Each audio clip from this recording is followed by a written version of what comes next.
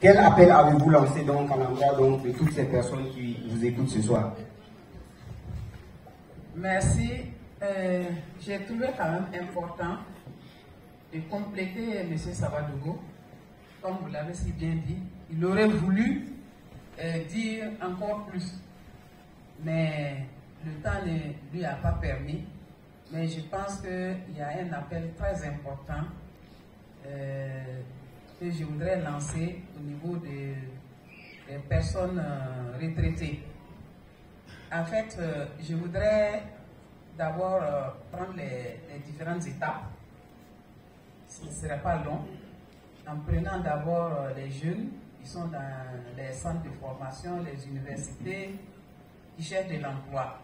Il faut vous dire une chose, que aujourd'hui, avec l'évolution technologique que nous connaissons, beaucoup d'emplois au fil du temps sont en train de disparaître. Vous pouvez commencer une formation et le temps de finir, l'emploi lequel que vous visez, il a disparu. Vous regardez aujourd'hui dans les stations d'essence, il y a plein de jeunes aujourd'hui qui servent le carburant. Mais dans quelques années, ces postes-là, ces emplois-là peuvent être supprimés. Parce que vous savez que déjà ailleurs, ça existe. Quand vous arrivez à une pompe, vous introduisez le montant que vous voulez et vous vous servez vous-même puis vous continuez. Donc, à un moment donné, même tous ces jeunes que vous voyez dans les stations-service, ce sont des postes qui sont appelés à disparaître. On est en train de faire des péages, des sorties des villes, où les gens sont au guichet, en train de nous donner des tickets. Mais actuellement, c'est des trucs automatiques qui sont en train d'être installés. Tous ces postes sont appelés à disparaître. Et il y en a beaucoup. C'est pour dire que c'est la raison pour laquelle Forever va être une opportunité que la jeunesse doit saisir. Maintenant, ceux qui sont fonctionnaires, comme l'a dit Savadogo, je l'ai été quand j'ai été fonctionnaire. Et je vous ai dit au début que j'ai connu Forever pour raison de santé. Je ne pensais même pas que ce soit une opportunité pour moi.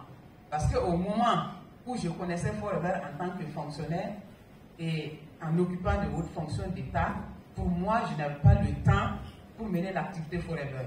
C'est quand on me parlait de business, je dis non, moi ce qui m'intéresse, c'est vraiment la santé. Je n'avais pas le temps, donc j'étais entre deux réunions, j'étais entre deux avions, donc en train de voyager. Mais j'ai compris que tout ça, il y a voyage et voyage. Parce que voyage de mission, où vous êtes surveillé, où vous êtes suivi, est différent de voyage où on va se distraire, où on va en tout cas rencontrer du monde, où on va rencontrer des amis, où on va se retrouver en famille. J'ai eu l'occasion de faire aussi cette distinction.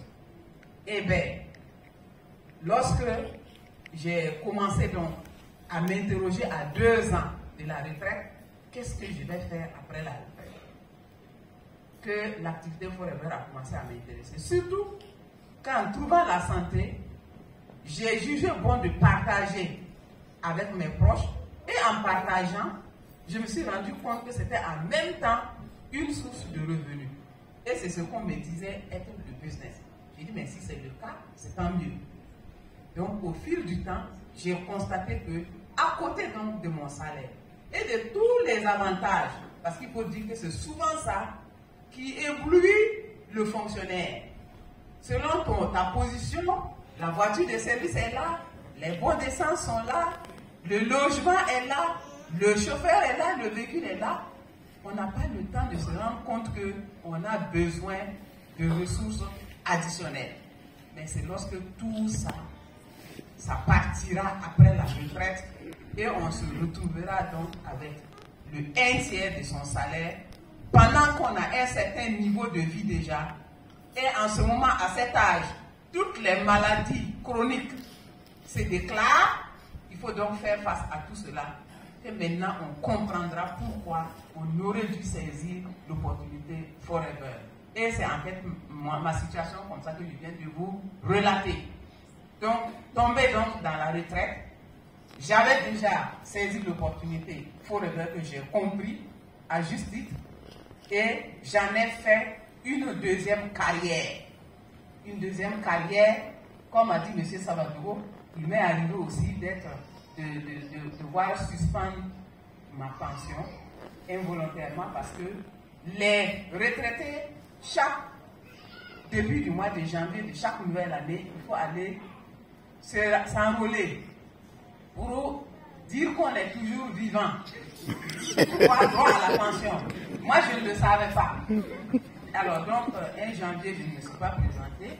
Et puis, au fil des mois, je voyais que je n'avais pas de pension. Et j'ai passé le temps à dire, mais la Carrefour a quel problème?